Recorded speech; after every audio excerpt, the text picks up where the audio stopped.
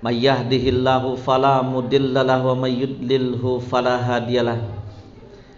Asyhadu an la ilaha illallah wahdahu la syarikalah wa asyhadu anna Muhammadan abduhu wa rasuluhu la nabiyya wa la rasulahu ba'dah. Allahumma salli wa sallim mubarik ala habibina wa qudwatina wa rasulina Muhammadin sallallahu alaihi wasallam wa ala alihi wa ashabihi wa man tabi'ahum bi ihsan ila yaumil qiyamah. Usini wa iyyakum bi taqwallah faqad fazal mu'minunal muttaqun kama qala Allah ta'ala fi kitabihil karim. Ba'da a'udzu billahi minasy syaithanir rajim. Ya ayyuhalladzina amanu taqullaha haqqa tuqatih wa la tamutunna illa wa antum muslimun. Ya ayyuhalladzina amanu taqullaha wa qulu qawlan sadida yuslih lakum a'malakum wa yaghfir lakum dzunubakum wa may yuti'illaha wa rasulahu faqad faza fawzan 'azima. Wa kama qala Rasulullah sallallahu alaihi wasallam ittaqillaha haitsu ma kunta wa atbi'il sayyi'atal hasanata tamhuha wa khaliqin nasa bi khuluqin hasanin. Ikhwani fillah syadakumullah rahimani wa rahimakumullah. Alhamdulillah wa syukurulillah, lisan kita tidak boleh berhenti bersyukur kepada Allah, memuja dan memuji Allah subhanahu wa ta'ala atas setiap kondisi, kapanpun, dimanapun dan bagaimanapun Allah menetapkan kondisi kita. Senantiasa kita wajib bersyukur karena Allah tidak pernah menghentikan nikmatnya ketika kita bermaksiat kepadanya. Allah tidak pernah memboikot kita tatkala kita berdosa, kemudian Allah putuskan rizkinya kepada kita. Tidak, jelas Allah tetap memberikan kita rizki di tengah-tengah dosa kita di hadapan Allah subhanahu wa ta'ala. Maka sudah seyogianya bagi seorang mukmin, bagi seorang muslim, kapanpun dimanapun, lisan mereka senantiasa harus basah bersyukur kepada Allah subhanahu wa ta'ala. Demikian pula salawat serta salam jangan sampai hilang dari lisan kita ketika disebut nama Nabi kita, junjungan kita, suri tauladan kita, Nabiuna Muhammad sallallahu alaihi wasallam. Orang yang telah mempertaruhkan hidupnya, mempertaruhkan nyawanya, antara hidup dan matinya hanya untuk memperjuangkan syariat Islam, sampainya Islam ini dengan begitu mudah kepada kita semua. Maka hendaklah kita memperbanyak salawat kepadanya, karena sesungguhnya dengan memperbanyak salawat, salah satu di antara sekian banyak jalan Allah subhanahu wa ta'ala akan mendatangkan syafaat Rasulullah sallallahu alaihi wasallam kepada kita di hari kiamat kelak. Amin ya rabbal alamin. Ikhwani fillah syadakumullah, tidak terasa sesungguhnya hari ini kita sudah masuk tanggal 17 Sya'ban 1442 Hijriah. Bisa dikatakan tidak sampai 2 pekan lagi, dan semoga Allah subhanahu wa ta'ala mengizinkan kita semua, kita akan masuk ke dalam Syahrul Mubarak. Kita akan masuk ke dalam bulan yang diberkahi oleh Allah subhanahu wa ta'ala. Bulan di mana Allah subhanahu wa ta'ala membuka pintu-pintu surga sehingga aromanya surga sampai ke bumi, sehingga membuat kita begitu fastabiqul khairat. Lihatlah di bulan Ramadan, yang tidak terbiasa qiyamul lail, mereka mampu untuk tarawih.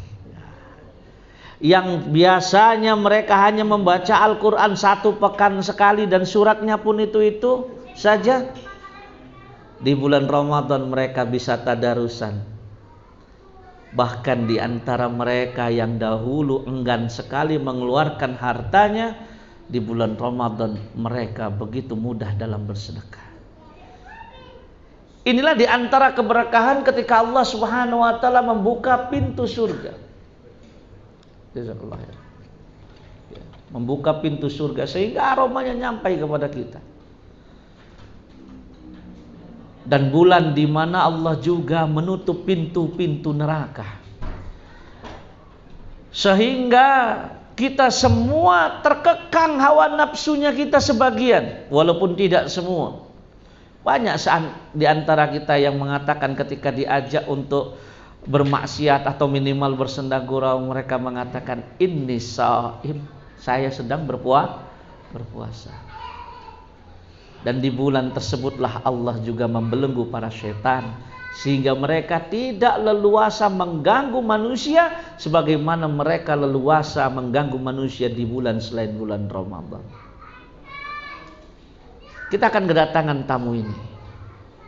Hanya saja bagi seorang mukmin, ya, kedatangan Ramadanlah sebuah kedatangan yang ditunggu-tunggu, yang hampir 12 bulan atau 11 bulan lebih tepatnya mereka menantikannya. Maka jiwa mereka sudah dak-dikduk ketika mereka sudah mendatangi bulan Rajab. Saya secara pribadi mengatakan Rajab adalah waktunya bagi kita untuk mulai menanam. Membiasakan diri berpuasa sunnah, membiasakan diri tilawah Al-Quran lebih kencang daripada bulan-bulan sebelumnya. Memperbanyak sedekah kita lebih kencang daripada bulan-bulan sebelumnya. Dan bulan yang sekarang kita ada di dalamnya, bulan Sya'ban, ini adalah waktunya memupuk, di mana lebih kita gencarkan lagi. Yang tadinya biasanya cuma saum Senin Kemis, ini dilipat gandakan jadi saum Daud, dengan tetap berpuasa ayyamul bid di dalamnya. Ini Masya Allah, agar kita mampu memanen di bulan Ramadan. Apa yang kita panen?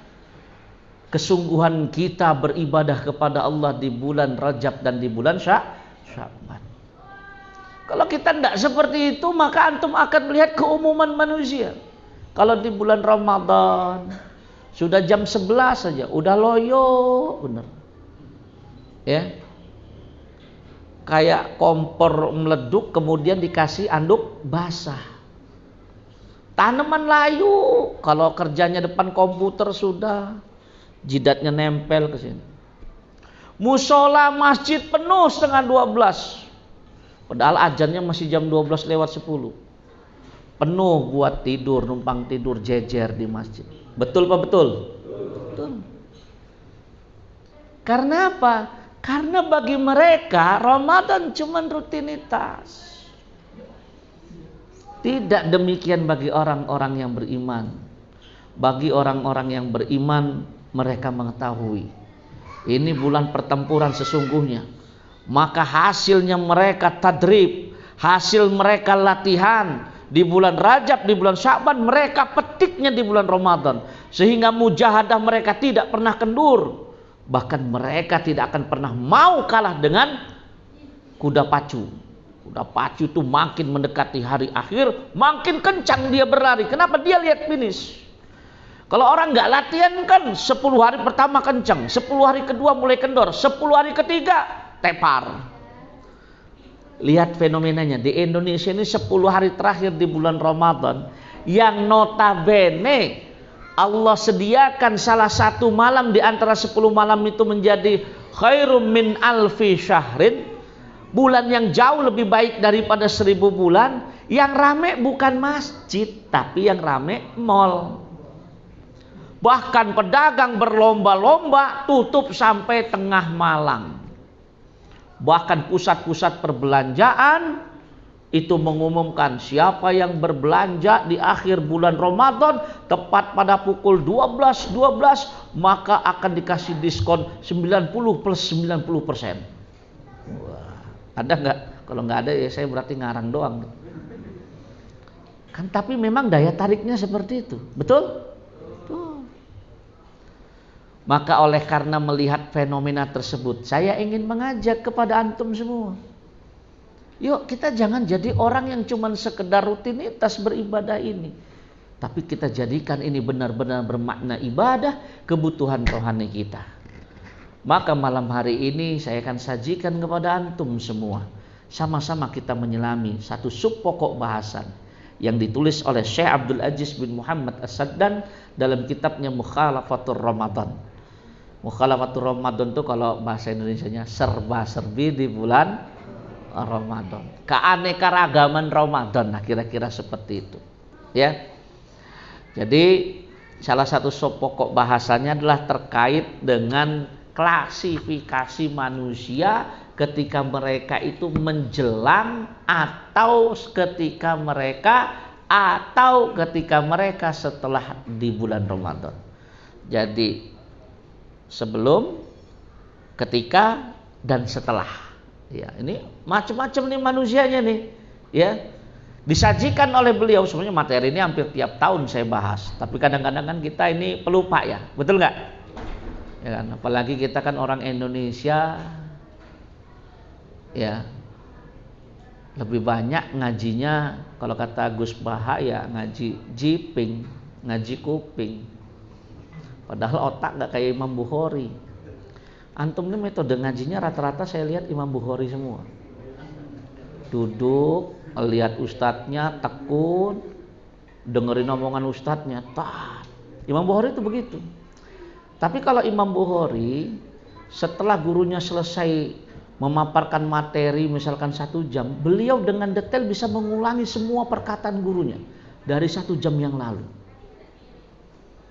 5 menit yang lalu antum bisa mengulangi perkataan saya? Ya. Tapi hebatnya antum semua ngaji dengan metodenya Imam Bukhari. Kalau saya di pondok pesantren asli pakai madhabnya Imam Syafi'i kalau thalabul ilmi. Al ilmu soidun wal kitabah qaiduhu qayyid suyudaka bil hibalil wasiqah. Ilmu itu binatang buruan, tulisan itu adalah pengikatnya. Kalau binatang buruan itu enggak mau hilang, enggak mau lepas, ikat dengan tulisan erat-erat. Ya. Jadi kalau nggak nulis itu antum tuh harusnya otaknya kayak Imam Bukhari. Kalau otaknya nggak seperti Imam Bukhari, harusnya ngajinya metode Imam Syafi'i nulis. Karena kalau ingatan lemah, nanti antum pulang dari taklim, nyampe rumah ditanya, materinya apa? Aduh apa ya? Yang jelas uduknya enak malam ini katanya. Ketutup dengan konsumsi jadinya, ya. Tapi benar, saya tidak mau bohong. Saya kalau belajar sama ustadz di pondok pesantren nggak bawa buku, aduh. Dan tahun 90-an nggak segan-segan mereka memarahi kita.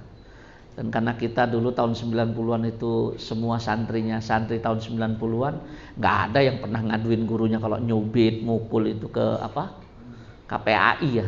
Nggak ada yang ngaduin, karena kita tahu gurunya kalau nyubit kita karena kita badung, ya. Malah bersyukur kita kalau kita pernah diberikan pembelajaran seperti itu sama guru-guru kita, ya. Taib ikhwani fillah syadakumullah, Syekh Abdul Aziz As-Saddan dalam kitab Mukhalafatur Ramadan membagi manusia menjadi 6. Nanti nomor 2 nggak masuk lagi gitu ya kan. Bahaya kalau sampai nggak masuk terus ya. Hati-hati. Kelompok yang pertama.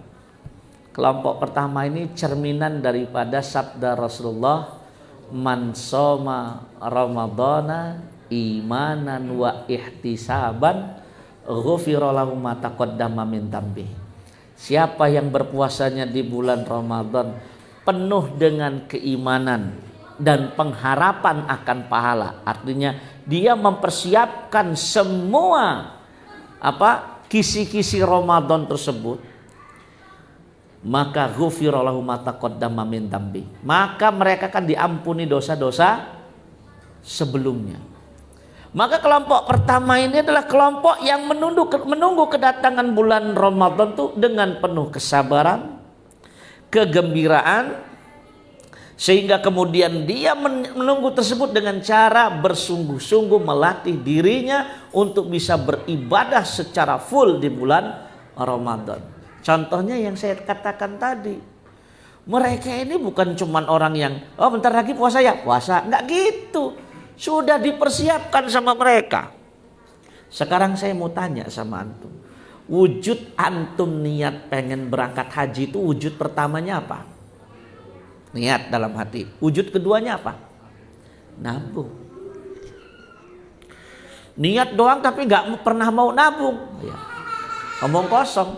Berapapun sisihkan penghasilan kita.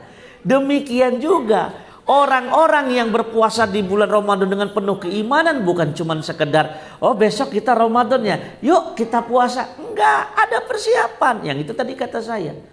Mereka sudah was-was ketika berada di bulan, bukan was-was ya. Mereka sudah prepare di bulan Rajab dan di bulan Sya'ban. Mempersiapkan segala sesuatunya. Sebagaimana kami Yayasan Al-Faruq ini lagi gencar-gencarnya lagi menyusun program Ramadan menyiasati Covid. Bagaimana Covid ini masih ada di tengah-tengah kita, tapi kita bisa bermanfaat, berfaedah bagi umat. Kasihan anak yatim yang dulu nggak kita kunjungi nanya terus, Ustadz sama Al-Faruq kok nggak datang ya? Padahal kan kadang nggak boleh, ya kan? Maka alhamdulillah ya. Beberapa waktu yang lalu kalau dimampukan kita panggil 11 anak yatim hari Jumat yang ini bersama dengan Jumat Berkah. Nanti Jumat depannya panggil lagi anak yatim. Nanti Jumat Berkahnya lagi panggil lagi anak yatim. Secara bertahap. Ini untuk menunjukkan kesungguhan kami di Al-Faruq. Kami ingin berkhidmat lebih untuk umat di bulan Ramadan. Nggak cuma datang bulan Ramadan. Enggak, rapatnya udah dari sebulan yang lalu. Boleh tanya sama pengurus. Bahkan di Dewan Asyura Al-Faruq ini kita sudah canangkan, oh ini PJ-nya ininya ini nanti ini.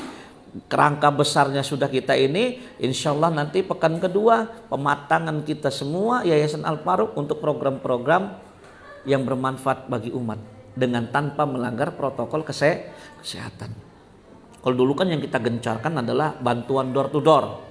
Bentuknya takjil, bentuknya sembako, santunan kepada para guru terdampak, para dai terdampak. Semua itu kita lakukan sama kita. Ini menunjukkan adanya persiapan, demikian juga Ramadan. Maka pertanyaannya, antum masuk gak kelompok ini? Apa yang sudah antum persiapkan untuk bulan Ramadan? Kalau para sahabat minimal di bulan Sya'ban dari segi penghasilan saja mereka berusaha melipat gandakan. Kenapa? Karena mereka ingin di bulan Ramadan tidak lagi disibukkan dengan perkara duniawi. Sudah selesai semua urusan duniawi itu. Udah kejar dulu lah akhirat. Mumpung di bulan Ramadan. Mumpung setiap amalan dilipat gandakan. Karena keistimewaannya kan luar biasa. Kullu amal ibni Adam. Setiap amalan itu untuk anak cucu Adam. Illa syam. Kecuali puasa. Fa innahu li wa anna ajhibihi. Kecuali puasa. Karena kalau puasa itu punya saya sendiri yang akan membalasnya. Ini menunjukkan bagaimana keutamaannya. Keutamaan ada di bulan Ramadan. Apa yang sudah kita persiapkan untuk bulan Ramadan? Kesungguhan apa yang sudah kita tunjukkan untuk bulan Ramadan? Sudahkah kita meningkatkan kualitas ibadah kita? Karena kelompok yang pertama ini nggak tanggung-tanggung. Dibalasnya sama Allah, ghufira lahu ma taqaddama min dambi. Diampuni dosa-dosa yang telah lalu. Kan enak tuh jadi bayi baru lahir lagi. Benar nggak? Ya. Jadi wajarlah bergembira ketika di hari raya Idul Fitri. Balik lagi ke nol ya. Balik lagi ke nol, kayak yakin bener kayaknya. Ya. Tanyakan sama kita. Ya. Sudahkah kita mempersiapkan segala sesuatunya? Minimal farhatan. Para sahabat itu mereka udah gak mau lagi ngurusin. Makanya cobalah, mumpung masih bulan Sya'ban, yang belum ngebeliin baju anak lebaran, baju lebaran anak, sekarang beliin. Mumpung online itu lagi mudah-mudahnya kita belanja dari rumah kita. Benar kan? Benar. Saya bilang ke istri saya, Baju anak-anak, saya bilang, sama baju ibu saya, baju dia, udah selesai belum dijahit? Belum, udah jangan terima orderan dulu, kerjain dulu semua. Biar nanti kita di bulan Ramadan nggak dikejar-kejar lagi sama anak kita. Belum ada baju lebaran, namanya anak-anak mah wajar ya. Sebagai sebuah bentuk rewardnya mereka ketika mereka beribadah kan. Kemudian ya nggak apa-apa lah kita kasih ganjaran sama kita. Mau apa? Mau baju baru nggak apa-apa. Ya. Saat kalau duitnya belum ada, bukan masalah duitnya nggak ada. Kita yang belum niat. Kalau niat Allah lapangkan rezeki kita. Saya jujur ikhwan, ya sudah punya pos sendiri karena saya tahu untuk mengeluarkan duit langsung besar itu saya kurang bisa lah. Saya harus nabung. Dan istri saya paham. Ini saya kasih tips sama antum. Saya tuh nggak mau repot lagi. Pokoknya Mi, ini uang untuk beli daging nanti pas di akhir di akhir Ramadan. Saya bilang ini untuk beli kue. Udah nggak usah bikin lah, sekarang beli aja kue. Ini untuk ini. Sehingga pas di 10 hari terakhir itu nggak gupak lagi kita. Belum beli ini anteng. Jadi kalau seandainya harus menghidupkan malam itu dengan dengan begadang, beribadah, istighfar, baca Al-Quran, kita santai. Kenapa? Siang mungkin kita masih bisa tidur sedikit, nggak dikejar lagi target gitu. Dan saya sudah pernah merasakan bagaimana jahilnya dulu saya. Jujur ada beberapa tahun di awal-awal tahun 2000-an periode kelamnya saya. Saya habiskan 10 hari terakhir, untuk bayangin ya, jahilnya saya dulu. 10 hari terakhir di bulan Ramadan, saya yang di masjid saya di sini ngajar tafsir Quranul Azim li Ibni Katsir tiap ba'da sholat subuh. Nggak ada preknya kecuali saya sakit. Itu 10 hari terakhir yang harusnya pahala dilipat gandakan. Saya umumkan sama jemaah. Kenapa? Kajian kita liburkan. Kenapa? 10 hari terakhir saya dagang di pasar, omsetnya melipat ganda, dan itu godaan setan. Sampai kemudian datang rasa malu. Ya Allah, Ustadz kok minimal begadangnya di pasar, harusnya kan di masjid. Bismillah, bilang sama ibu, bilang sama istri, dahlah rezeki nanti diganti, dah sekarang fokus ibadah. Jadi jor-jorannya di bulan Sya'ban, kayak bulan ini nih, lagi getol ngumpulin duit nih. Ya mohon maaf bahasanya, kalau ada jadwal jangan ditolak lah, ibaratnya begitu. Nah, iya. Biar kita bisa istiqomah. Coba sekarang di bulan Ramadan antum nggak bisa menghatamkan Al-Quran walaupun cuma sekali. Allah, muslim apaan di bulan Ramadan aja nggak bisa hatam sekali. Coba nanyalah sama diri sendiri, ngerenung gitu ya tengah malam nanti ya. Kata Ustadz, iya saya nggak pernah hatam di bulan Ramadan. Dosa apa sih yang saya lakukan menghalangi saya untuk hatam di bulan Ramadan aja saya nggak bisa? Kalau jadi murid saya hati-hati. Nggak hatam 1 juz kekurangannya saya wajibkan sodako 100.000 sama fakir miskin. Biarin kepaksa dah sodako. Itu banyak tuh saksinya. Di akhir Ramadan saya rekap sama saya, udah juz berapa? Masih juz 24 Ustadz. 6 kali 100, 600.000. Kejar, kalau enggak bayar, saya bilang. Bukan untuk saya duitnya, untuk fakir miskin. Kalau kata saya, wah, masa sih sekali saja nggak bisa hatam? Padahal kalau sekali hatam itu berarti kan 1 hari 1 juz. 1 juz itu 10 lembar dibagi 5 waktu sholat. Tinggal selembar sebelum sholat, selembar setelah sholat. Habis waktu berapa menit? Sebentar ya Allah. Kalau antum model bacanya a'udzubillahi minasyaitonirrajim, bismillahirrahmanirrahim, alhamdulillahirabbil alamin, arrahmanirrahim. Kalau kayak gitu aja bacanya ya, 35 sampai dengan 45 menit antum dapat 1 juz. Apalagi kalau mau bacanya metode santri. A'udzubillahi minasyaitonirrajim, bismillahirrahmanirrahim, alhamdulillahirabbil alamin, arrahmanirrahim, maliki yaumiddin, iyyaka na'budu wa iyyaka nasta'in, ihdinas siratal mustaqim. Model santri, karena waktu di pondok kalau belum hatam 3 kali nggak bisa pulang. Santri makanya bacanya begitu, mau bohong sekali ngelempit 3 lembar dosa. Masa baca Al-Quran aja korupsi? Kan ada yang pura-pura korupsi ya. pura-pura ngimbit aja lah, sekali ngelempit 3 lembar. Kok udah jus sekian ya. Padahal dia sengaja bener kayaknya ngelempitnya 3 lembar itu kan. Kalau kami tuh malu, tapi kami kalau nggak 3 kali hatam di bulan Ramadan nggak boleh pulang. Jadi makin terlambat pulangnya. Daripada nggak bisa barengan sama kawan, ya sudah baca Al-Quran jangan gedur. Kalau saya sempat ngalamin, tiba-tiba tertidur, bangun, waduh, baca nyampe mana ini? Bingung. Al-Qurannya lepas dari tangan, udah ngegeletak dia, sedih lagi. Ya mau pura-pura ngelebihin, takut dosa. Ujung-ujungnya ngulang lagi, diinget-inget lagi. Jadi mumpung belum terlambat ini, masuk gak kita kelompok nomor 1? Ingat ya prinsipnya, Ramadan ini harus lebih baik daripada Ramadan tahun lalu. Ya. Itu orang yang beruntung. Orang rugi kalau Ramadan tahun ini sama seperti Ramadan tahun kemarin. Celaka kalau Ramadan tahun ini lebih buruk daripada Ramadan tahun kemarin. Sudahkah kita masuk kelompok 1? Wallahu a'lam bishawab. Ya. Saya sih berdoa mudah-mudahan timbul kesadaran sehingga kita semua benar-benar pengen jadi kelompok nomor 1. Karena ini yang dijanjikan, ghufir lahu ma taqaddama min dzambi. Kita persiapkan, materi kita siapkan, kegembiraan kita siapkan.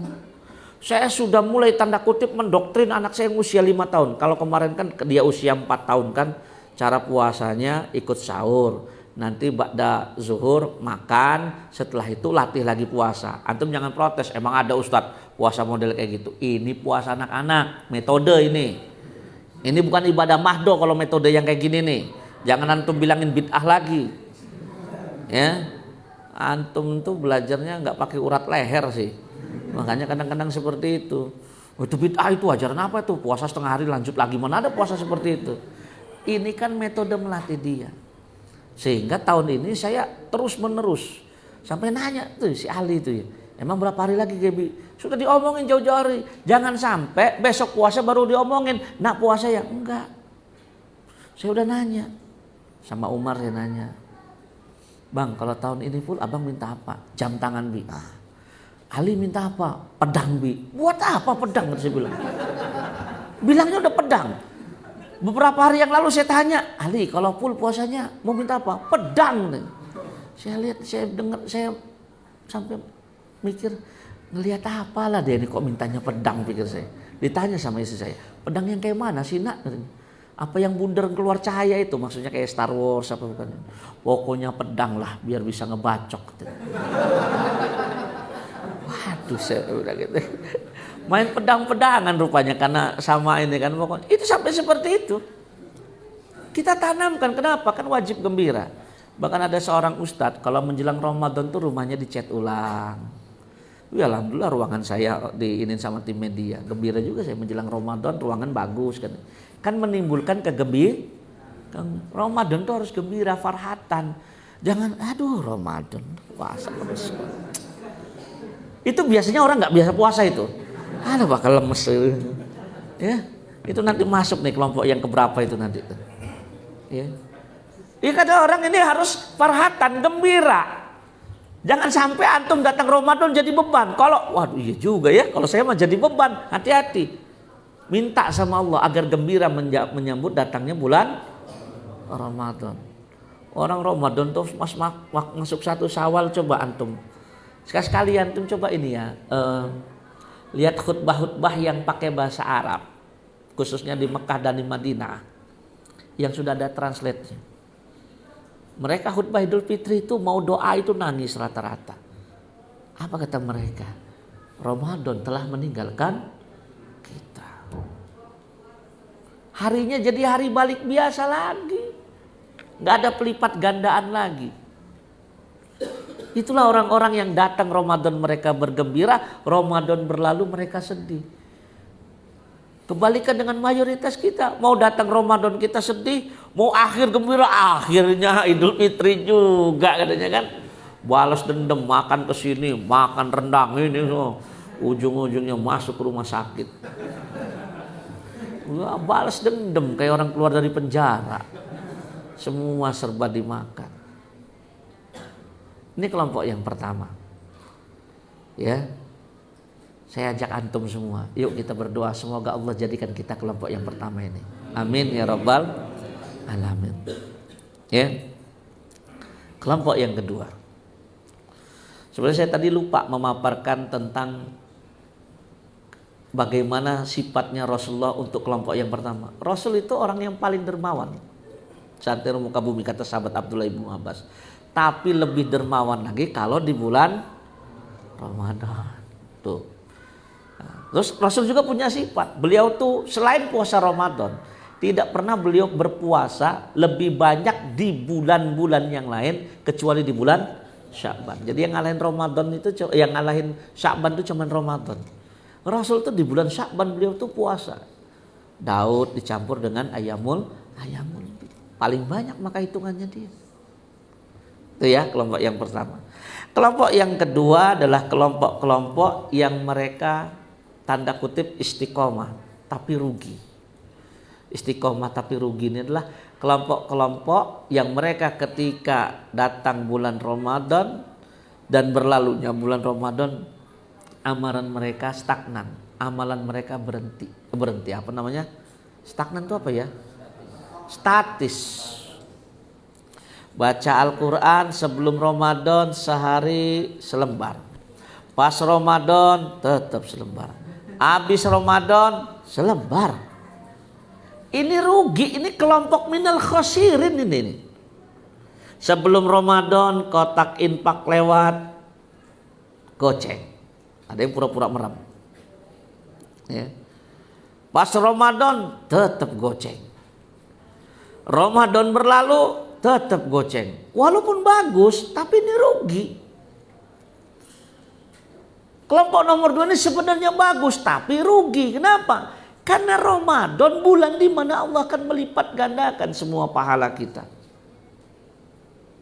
Maka yang biasa masukin 2.000 naiklah jadi 5.000. Ya. Jangan pas bulan Ramadan sedekah malah berhenti. Buat iftar Ustadz katanya. Ya. Jadi pemburu sedekah kita di bulan Ramadan. Jangan jadi pemburu takjil. Ada yang lagi bagi takjil ya, datang udah kebagian muter lagi. Tadi pakai masker warna biru, ini pakai masker warna hijau. Yang kayak gitu banyak nggak saya tanya? Banyak. Kita juga sulit mau waktu bagi-bagi di lampu merah kan mikir kok ibu inilah di perasaan. Ganti ini. Cuman sudahlah nggak apa-apa.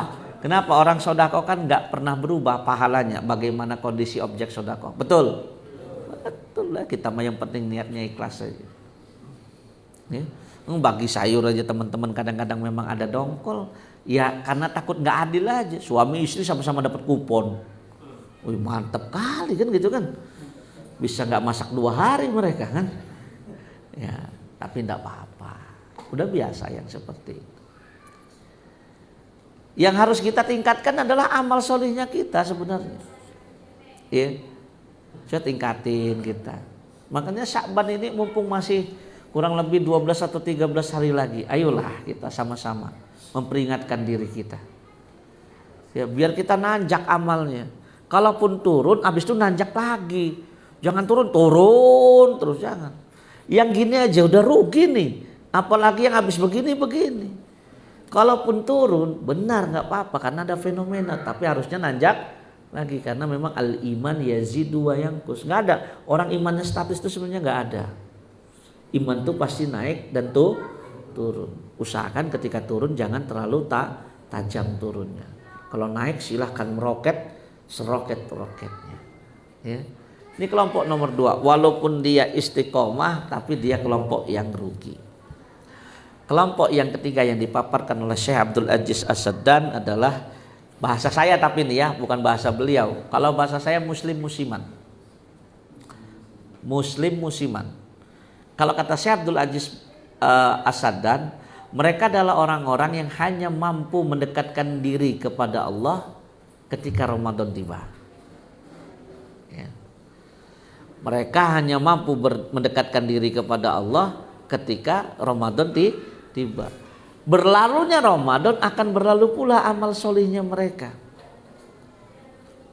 Pak, masih mau nerusin? Enggak Pak, udah selesai Pak Ramadannya katanya. Ya, dikiranya sedekah berhenti kalau Ramadan berhenti. Padahal kebutuhan manusia bukan cuma ada di bulan Ramadan, tapi di 11 bulan yang lainnya pun manusia membutuhkan. Walaupun ini yang paling banyak, ya, tapi jangan sampai harusnya kita jadi muslim yang musiman. Musimnya duren, makan duren, musimnya nangka, makan nangka, musimnya duku, makan duku. Kalau kita jangan musiman.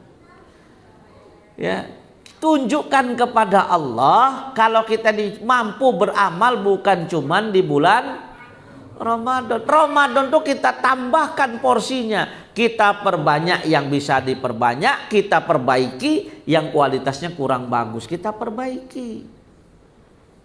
Gitu loh. Ya. Kalau musim-musimannya Ramadan tarawih-tarawihan. Makanya fenomenanya masjid itu kalau di bulan Ramadan penuhnya di 7 hari pertama dan 3 hari terakhir. Makanya doanya awaluhu wa akhiruhu. Tengah-tengahnya bolong. Saya lagi mimpi nggak ngomong begini? Enggak. Memang begitu kan? Betul. Malam ini ditetapkan sama pemerintah malam 1 Ramadan. Artinya besok sudah puasa. Penuh nggak masjid? Yang nggak biasa pakai sarung, rapi sarungnya, bepeci, pakai baju koko, ya. Tumben bro hadir. Hari pertama mah wajib gestor muka dulu sama Allah katanya. Kan hari pertama mah ada riungan ya, betul. Masuk lagi nanti 17 Ramadan. Nuzulul Quran. Besek lagi urusannya ya. Iya. Cerita dikit ya, sedikit keluar. Kejadiannya kan unik-unik, makanya kan setiap dai itu rata-rata pasti ditolak di tempatnya. Ini unik. Ini ada orang sini nggak nih? Nggak ada ya. Udah tanda lah berarti itu kan. Kalau nggak ada orang sini kan. Ada perayaan Isra Mi'raj di masjid sini. Wis pokoknya Maulid Nabi, kembang telur segala macam itu kan, pakai kapal-kapalan gitu ya. Nah, acaranya kan habis sholat Isya. Setelah sholat Isya saya pulanglah sama anak saya. Dipeganglah saya sama salah satu kerabat istri saya ini. Saya panggil dia kakak karena dia lebih tua. Dia ngomong gini sama saya, "Widi, jangan pulang teruslah. Sekali-sekali datanglah ke masjid." Maksudnya jangan pergi terus kalau ada acara Isra Mi'raj, Maulid Nabi, sekali-sekali datang ke masjid. Tapi karena saya pengen guyon sama dia, tapi ingin memberikan pelajaran sama dia, saya bilang, "Wih kak," saya bilang, "ngomong itu yang benar dulu," saya bilang. Nyuruh saya sekali-sekali datang ke masjid. Saya ini kalau nggak ada jadwal ngajar di luar, sholatnya ya di sini 5 waktu, saya bilang. Harusnya ngomongnya kayak gitu tuh ke orang-orang yang datangnya pas Maulid doang nih kayak gini nih. Saya bilang, jangan sampai ke masjidnya kalau pas Maulid aja, saya bilang. Coge nanti ya, subuh ge nanti nih, cuma sisa sampah nih, saya bilang. Yang sholat 1 sop pun nggak nyampe, saya bilang gitu. Terus dia malah bilang begini, "Iya ya," kata dia, sambil nepok jidat itu. "Pulang ya kak, assalamualaikum," saya bilang. Salah ngomong, saya bilang dia. Masa dia nahan tangan saya, "Jangan pulang deh, sekali-sekali datang ya ke masjid." Saya mah datang ke masjid hampir 5 kali sehari semalam. Kalau nggak ada jadwal saya sholatnya di situ, saya bilang. Ngomongnya ke orang yang datangnya kalau ada besek. Banyak kan yang kayak gitu? Banyak. Ini pengajian, yakin saya kalau saya umumin yang pulang dapat besek plus amplop, antum nggak bakal dapat tempat, penuh sama orang sini duluan. Kata orang sini katanya, "Kamu pendatang, ngajinya di tempat kamu aja," katanya. Percaya nggak? Percaya. Ya. Kamu orang luar, ngajinya tempat kamu aja katanya, jangan datang-datang ke sini katanya. Ya. Itu fenomena yang terjadi. Nah, itulah yang disebut muslim musiman. Hanya ke masjid ketika Ramadan tiba. Ya, makanya kan lagunya gitu, Ramadan tiba, tiba-tiba Ramadan, kan gitu kan. Itu muslim musiman itu, lagu muslimnya musiman itu kan. Ya kaget mereka, aduh besok puasa lagi ya itu. Ya. Itu untuk lagunya orang-orang yang muslim musiman itu. Ya. Ya. Ini hati-hati nih yang seperti ini. Jangan jadi muslim musiman. Tapi kalau kata Syekh Abdul Aziz bin Saddan ya, ini yang paling banyak. Ini yang paling banyak. Ya.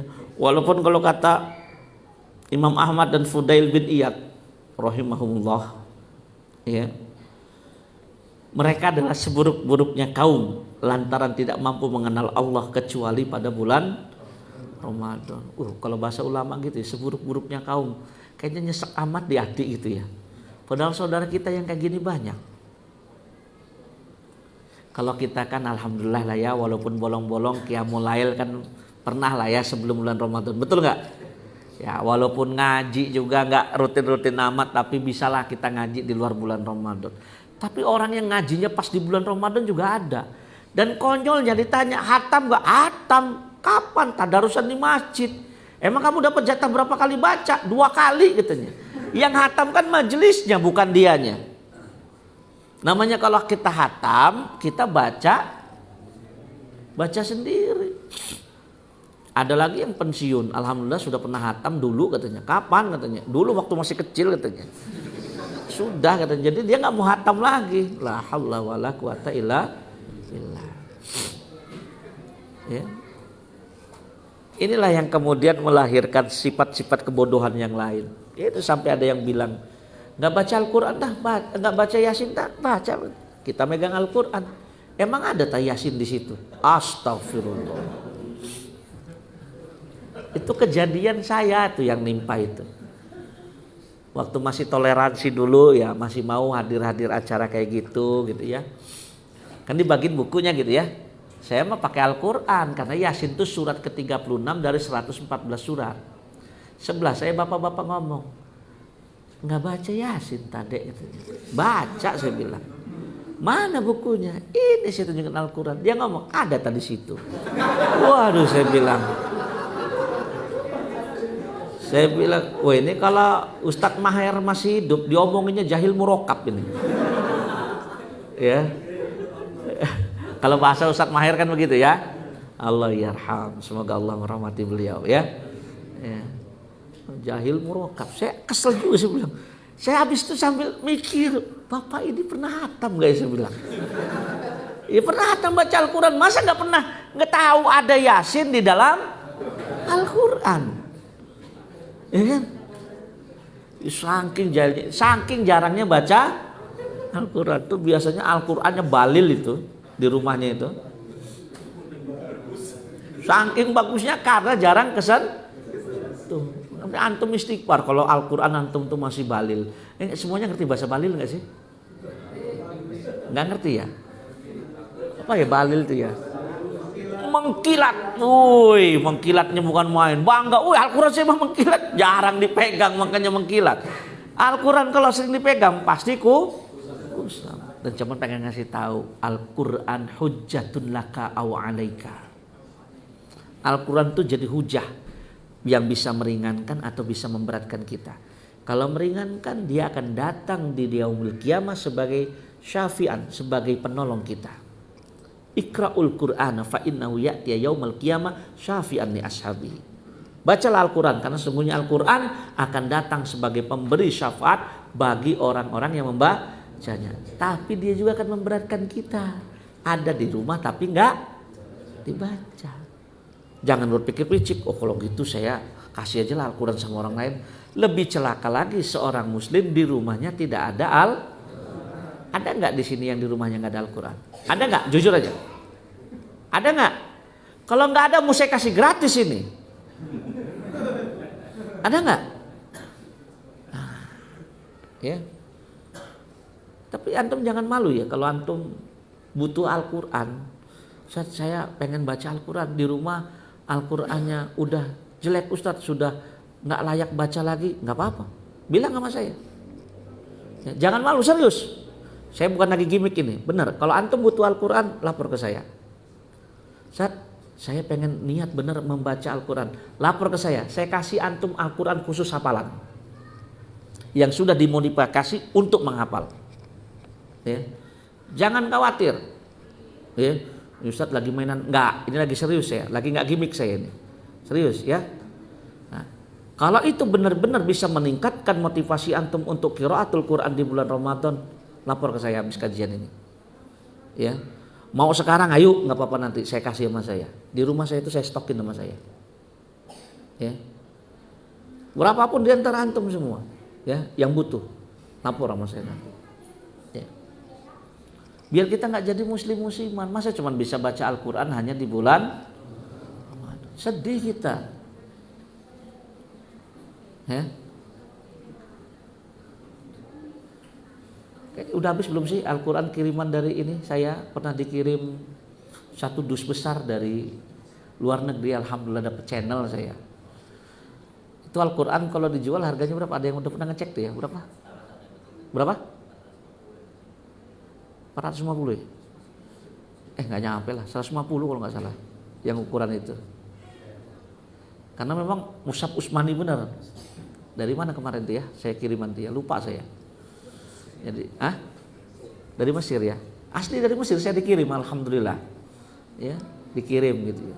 Terharu juga saya, di packing, ya Allah, saya bilang saya dikasih, ya, walaupun dia bilang buat murid antum Ustaz katanya, tapi saya bagiin semua ya. Masih ada nggak ya situ ya? Habis ya? Habis ya? Habis ya, lupa saya, ya. Makanya saya bilang kalau antum mau baca Al-Quran, saya enggak ini. Saya sering dikasih Al-Quran, saya sering beli juga Al-Quran, ya. Ya, karena kan memfasilitasi orang ibadah kan, insya Allah juga akan mendapatkan pahala. Ya, lapor aja, nggak apa-apa, ya. Ya, agar kita tidak jadi musliman seperti itu ya. Ini yang ketiga ya. Tapi ini masih mending loh yang musliman ini daripada kelompok yang keempat. Dan kelompok keempat masih lebih mending daripada kelompok kelima. Dan yang kelompok kelima masih mending daripada kelompok yang keenam. Kelompok yang keenam ini wajib na'udzubillah summa na'udzubillah min dzalik, hati-hati ya. Jadi kalau antum nggak ada di 5 kelompok ini, aduh, pulang ini sholat taubatan nasuha lah. Sholat taubat lah. Ya 5 aja masa nggak masuk gitu loh. Berarti yang 6 dong kan ya. Nah itu ya. Nomor 4. Aduh, Masya Allah. Ya. Kelompok keempat ini kelompok orang-orang selain mereka musliman, kelompok orang-orang yang hanya mempuasakan perutnya saja. Jadi terminologi mereka puasa ini enggak makan, enggak minum, ya. Terus enggak jima di siang hari di bulan Ramadan. Padahal maknanya enggak begitu. Puasa itu cakupannya luas. Makanya kata Rasulullah sallallahu alaihi wasallam dalam hadis yang diriwayatkan oleh Imam Ibnu Hibban, laisa siyam minal akli wasyurbi walakinna siyam innamas siyam minal lagwi warafas. Puasa itu bukan cuma menahan diri dari yang namanya makan dan minum saja, bukan. Tapi puasa itu juga maknanya menjauhkan diri dari perbuatan yang sia-sia dan perkataan yang keji. Di bulan Ramadan bukannya habis sholat subuh istighfar, baca Al-Quran, zikir pagi dan petang, dengar kajian, malah ba'da sholat subuh langsung main PS di HP, ngeliat TikTokan, ya kan? Kalau saya zaman dulu main monopoli, ludo, paling banter yang maco main mercon. Habis sholat subuh kan begitu, ya kan? Bangga bener lagi ngelempar mercon sama anak cewek. Kalau mereka udah teriak-teriak senang bener gitu kan, kasih tak sampai, nggak bisa nyampein salam dengan lembut, pakai mercon. Gitu nggak antum dulu? Ngaku aja, ya kan? Iya, kita tuh kan gitu. Kusil sama anak perempuan itu sebenarnya ada rasa suka, cuman karena masih cinta monyet, nggak bisa ngungkapinnya pakai mercon, ya kan? Ya kalau dilempar mercon bisa jatuh cinta, ya kan? Asmara subuh, ya. Ngaku gantung.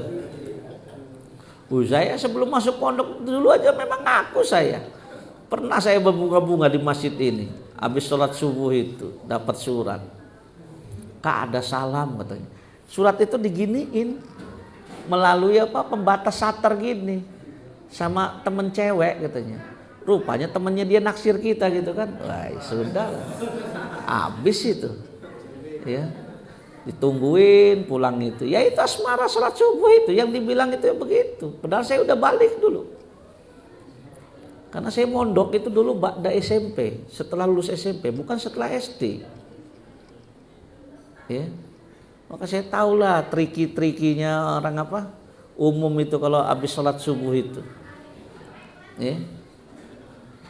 Dan mereka inilah yang Masya Allah, puasa perut, puasa kemaluan, tapi juga nggak puasa lidah. Ngomongin orang jalan terus. Dan saya heran ada orang puasa nggak mau ngomongin orang, saya malah di rumah aja tapi nonton gosip. Kan sama baik, betul nggak? Ininya berpuasa tapi ininya enggak. Padahal namanya puasa itu satu kesatuan. Dimulai dari semua anggota tubuh kita. Matanya puasa, lisannya puasa. Ya. Jadi jangan cuma puasa perut saja. Ya. Percuma. Tapi kata Rasul banyaknya yang kayak gini. Rubba sha'imin khadhu min siyami al-ju'i wal aqtos. Berapa banyak orang yang berpuasa tapi balasan dari puasanya cuman rasa haus dan rasa lapar saja. Kan kasihan. Kan banyak yang seperti ini ya. Nah, ini nomor 4 antum masuk ke ini. Nah, itu yang jadi masalahnya itu ya. Naudzubillah summa naudzubillah min dzalik. Apalagi ya mohon maaf udah puasa sering bohong. Dan ada kalimat yang menarik ya. Jangan bohong lagi puasa. Itu kan sebenarnya rancu tuh kalimat itu ya. Bukan berarti nanti takutnya puasa udah lewat berarti udah boleh bohong ya. Bukan. Puasa di bulan Ramadan kemudian berbohong itu dosanya melipat ganda. Kenapa? Karena satu dosa bohongnya, yang kedua menodai kesucian Ramadan dengan cara berbohong. Ini kelompok nomor 4. Naudzubillah summa naudzubillah min dzalik. Kelompok nomor 5 ini agak komplitan dikit. Kalau bahasa saya, gabungan muslim musiman, puasanya cuman puasa perut dan kemaluan, plus ditambah mereka adalah kelompok manusia yang menjadikan siang hari di bulan Ramadan sebagai waktu untuk tidur dan malam hari di bulan Ramadan waktu untuk begadang. Ya itu tadi jam 11 sudah pada tidur, malamnya begadang. Saya pernah ngisi kajian ba'da sholat tarawih pulang ya. Di daerah dekatnya inilah pokoknya nih rumahnya Hafiz ini. Mampir saya di Gardu, ya kan. Orang di Gardu itu lagi main kartu gitu. Ya kan? Karena tahu yang ngunjungin Ustadz, Ustadz kita ini jangan ceramahin, tugas kita ini mulia katanya. Saya bilang apa tugasnya? Saya bilang ngebangunin orang sahur. Saya bilang ngebangunin orang sahur itu mulia, tapi cara nunggunya itu begadang main gaplenya ini. Dan herannya mereka itu tidak menganggap judi cepitan jemuran itu. Antum tahu nggak makna judi itu ada sesuatu yang dipertaruhkan. Corengan bedak aja karena sesuatu itu dipertaruhkan maka nilainya judi kan ada yang dipertaruhkan. Yang kalah batu bata 2 biji diiketin selempangin ke sini. Dalam hati saya, ya Allah, bukannya tidur istirahat bangun sepertiga malam, wa minal laili fatahajjat bihi nafilatan lak asa yab'asaka rabbuka maqaman mahmuda. Kemudian di waktu sahur mereka lebih istighfar. Ini enggak, malam harinya tuh dipenuhi dengan hura-hura. Sempet-sempetnya sahur juga, bahkan nonton acara yang dipenuhi dengan gelak tawa. Padahal antum tahu enggak, waktu sahur tuh waktu yang paling utama buat istighfar. Wabil asharihum yastaghfirun. Surat Al-Mu'min. Dan mereka yang di waktu sahur mereka beristighfar. Jadi 15 menit terakhir sebelum azan atau 10 menit sebelum azan sholat subuh, penuhi lisan kita dengan zikir kepada Allah. Astaghfirullah wa atubu ilaih, atau sayyidul istighfar. Allahumma anta rabbi la ilaha illa anta khalaqtani wa ana abduka wa ana ala ahdika wa ahdika mastata'tu, sampai terakhir. Jadi kalau bisa istirahat cukup, siangnya aktivitas biasa. Kalaupun jam kerja kita kurang, itu tujuannya sebenarnya supaya kita bisa lebih fokus ibadah sama kita, sama diri kita, memperbanyak bacaan Al-Quran. Biasanya kan PNS aja kalau di Indonesia ini sewaktu Ramadan jam kerjanya dipangkas, betul nggak? Biasanya masuk 7:15 atau 7 tepat, atau jam 7.30, ini jadi jam 8. Pulangnya tadinya biasanya jam 5, ini jam 3. Harusnya ibadah kita meningkat, tapi karena kita memang menjadikan waktu malam itu sebagai waktunya begadang, waktunya siang itu sebagai waktunya tidur, akhirnya kebalik. Yaitu saya makan orang pasar, saya ngajak orang sholat zuhur di pasar itu sulitnya bukan main.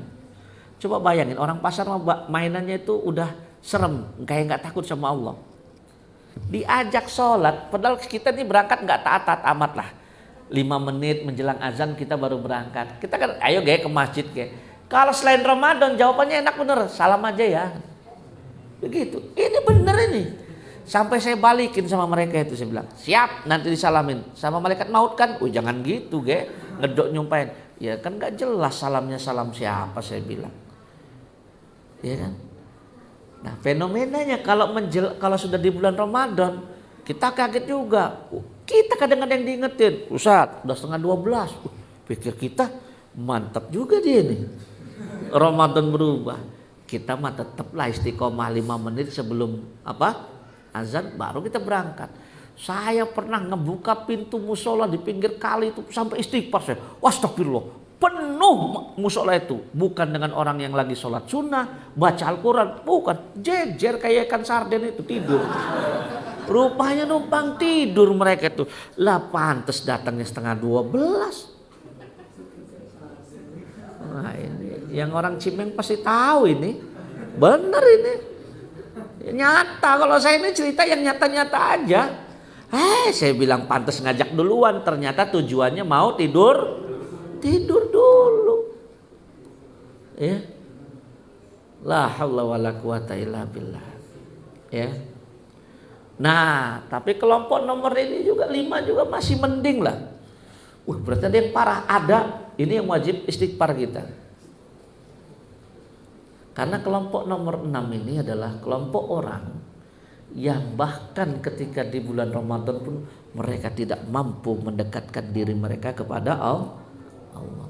Berarti di bulan Ramadan aja nggak bisa dekat sama Allah, apalagi di bulan yang lainnya. Dan pasar tempat yang paling utama untuk bisa membuktikannya. Hari pertama, kalau orang punya iman, seandainya nggak berpuasa, malu lah ya ngerokok itu di depan umum tuh, betul nggak? Nyumput gitu ya kan? Saya pernah nemu teman saya lah, ya, yang kalau kata sebagian bapak-bapak yang sini sekarang beliau sudah jadi ustadz katanya. Saya bingung juga ustadznya ustadz apa. Pernah saya itu mergokin dia di bulan Ramadan. Jadi saya lewat ke belakang mau ke kamar mandi, lewat tempat makan, warung makan, kan ditutupin kalau bulan Ramadan. Saya lihat ada suara yang saya kenal. Begitu saya lihat, nggak puasa. Jangan lapor-lapor sama bapak gua lo katanya. Bapaknya ada di situ kan. Saya bilang bohong selama ini. Saya tanya Tabayudin, Bu, itu tiap hari katanya. Masya Allah, saya bilang. Tapi masih punya iman lah karena nyumput. Ada yang nggak punya iman bener. Hari pertama ada, bang, malu dikit masa baru hari pertama udah ngerokok paspus. Alah, udahlah Ustaz, orang lagi puasa itu jangan banyak ngomongin orang. Puasanya nanti batal katanya. Ini kelompok nomor 6 ini. Pakai dalil nih. Kalau orang lagi puasa jangan banyak ngomongin orang, nanti puasanya batal katanya. Wih, dendam bener saya sama orang itu. Ya. Yang ngomong ini ya reman, cuman karena kenal gitu ya. Ya kadang-kadang gitu, saya mah bercanda-bercandaan aja gitu. Makanya dakwah di pasar mah nggak usah pakai otot-ototan gitu ya. Saya ngebalas dia bener itu, saya tunggu bener kapan saya balas dengan omongan gitu ya. Ada bener, kebalas bener itu, ya. Tapi kebalasnya nggak tahun itu langsung, kayaknya tahun berikutnya. Jadi pas mendekati yang kita berbeda pendapat masalah kapan Idul Fitri loh. Lupa saya termasuk yang duluan pada saat itu dengan saudara-saudara dari Muhammadiyah. Jadi saya udah sholat ke pasar beres-beres dagangan, mereka masih perpekan, masih rame. Ya, beberapa hari sebelumnya terjadi dialog. Ini gimana nih? Ini Muhammadiyah sudah memutuskan itu berbeda gini. Ya kalau saya kan bicara dari sisi ilmu. Nah, yang ngomongin saya lagi puasa itu nggak usah ngomongin orangที่puasanya batal tuh, datang dia. Dia ngomong begini nih kata dia. Jadi senjata benar buat saya. Dia ngomong begini sama saya. Sudahlah, jadi orang itu ngikut yang umum aja, yang banyak aja, nggak usah nyelisih-nyelisihin katanya. Ya, kalau pemerintah memutuskan sekian, ikut aja, nggak usah kita nih ngikut-ngikut yang lain. Wih, sorry bang, saya bilang, ya, yang boleh ngomong ini yang puasa, yang nggak puasa nggak boleh ngomong. Ngapain abang ngomong masalah Idul Fitri, puasa aja enggak katanya. Wih, jangan gitu-gitu amat, saya bilang nggak boleh, saya bilang. Ini obrolan orang puasa, yang nggak puasa dilarang ikut campur, saya bilang gitu. Sadis amat kata dia. Dalam hati saya, kebalas lu yang tahun kemarin kan gitu ya. Karena mau marah nggak bisa, kalau marah berantem kita. Lebih baik dipakai bercanda. Mikir juga, iya juga ya, nggak puasa tapi lu ikut lebaran. Di mana ceritanya? Antum tahu kenapa Idul Fitri dikatakan Idul Fitri? Saya tanya, apa Idul Fitri? Saya mau tanya dulu, biar antum ngerti kalimat saya tadi itu. Id itu perayaan, Fitri itu iftar, hari raya berbuka. Lah Anda puasa enggak? Kapan bukanya? Betul nggak? Makanya kata Rasul, kulu wasrobu wala tusyrifu. Di hari Idul Fitri makan minumlah kalian. Yang penting jangan berlebihan. Jadi Idul Fitri itu maknanya cuman hari raya makan hari raya berbuka. Kemudian kok bisa hari raya kembali kepada kesucian? Itu harus ada tak marbutonya, fitrotun, baru kembali kepada fitrah. Kalau iftar ya fitri tadi itu iftar, hari raya berbuka. Ya kan? Saya bilang satu-satu. Sampai sekarang orangnya masih akrab sih, reman-reman kayak gitulah. Ya kan? Ya memang kalau mereka itu jangan dimusuhin kalau kata saya. Selagi masih bisa diomongin. Ya, dia sewot juga itu. Masa nggak boleh ngomong aja? Ya nggak boleh sih bilang. Yang boleh ngomongin Idul Fitri itu orang yang berpuasa. Nggak puasa dilarang ngomong. Tapi inilah orang-orang yang berbahaya sesungguhnya. Bahkan di bulan Ramadan pun hati mereka tidak tersentuh. Padahal ya di bulan Ramadan Allah bukain pintu surga sehingga wangi surga nyampe ke bumi, gitu ya. Allah tutup pintu neraka sehingga keinginan bermaksiat diperkecil. Bahkan Allah membelenggu setan sehingga tidak leluasa menggoda manusia. Kalau sampai nggak bisa deket juga, berarti temannya bukan main. Dan terhadap kelompok 6 ini berlindunglah kita semaksimal mungkin kepada Allah Subhanahu wa taala.